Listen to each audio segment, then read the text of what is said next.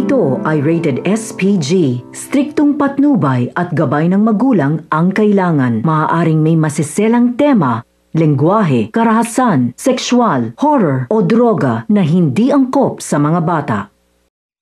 Hi guys! Welcome to my YouTube channel at kung bago kayo sa YouTube channel na to, huwag niyo kalimutang mag-subscribe at i-click ang notification bell para ma-update kayo sa mga bagong videos na aking i-upload.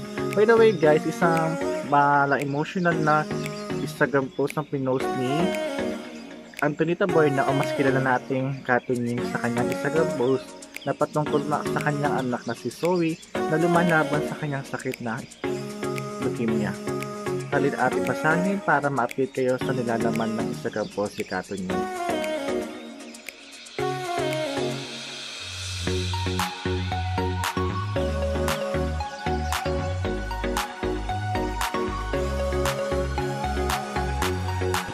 Ngayon sa Instagram post ni Kat, halos isang taon na nagsimulat ng pamilya matapos magkaroon ng sakit si Zoe na bumuko sa kanilang puso.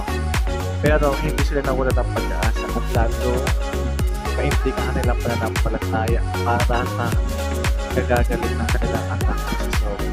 At bilang isang magulang, masakit na makita ang kanilang anak na nahihirapan, pero hindi sila nagpakita ng kahinaan para sa kanilang anak.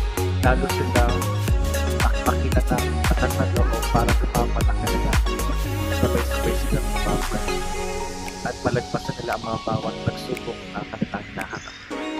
So guys, hanggang doon lang muna ang aking video.